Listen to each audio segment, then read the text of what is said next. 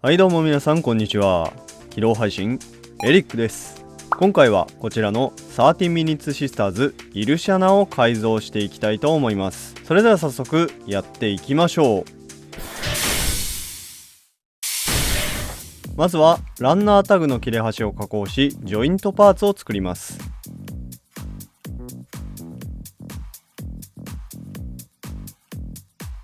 作ったジョイントを13 Minutes Sisters オプションパーツスピードアーマーのパーツに接着し、ディティールパーツも追加してヘッドギアにします。腕は13 Minutes ミッションオプションパーツセット11のアームユニットに交換しました。背中には13 Minutes ミッションポルタノバ水中仕様のパーツを切断加工し取り付けます。足にはスピードアーマーとポルタノバ水中仕様のパーツを使用。パーツを切断接着し、それぞれ足首と膝パーツにします。そして腰部分には先ほど切断して余った背中と足のパーツを接着。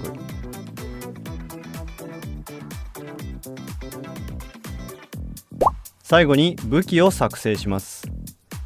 クリアグリーンのランナータグを加工し、無数の三角形を作ります。作った三角形をカスタマイズウェポンズヘビーウェポン1の大型ソードに1つずつ接着していきます。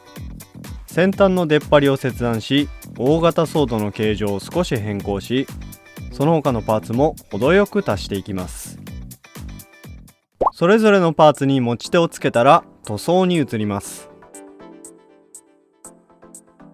まずは下地塗装としてエアクラフトグレーをすべてのパーツに塗装します。続けてオレンジイエロー、ミッドナイトブルー、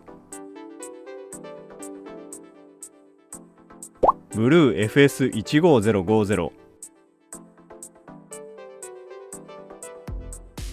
オレンジ、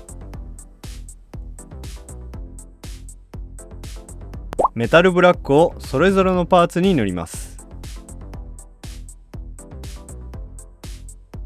ヘアパーツにはパープルを塗装し、インナーカラーは蛍光グリーンで塗装してみました。塗装したパーツが乾燥したら水性塗料で部分塗装をします。ネイビーブルーを筆で塗り、はみ出した部分は台所用洗剤で拭き取ります。そして塗料が乾いたらデカールを貼り、最後に艶消しで全体をコーティングして完成です。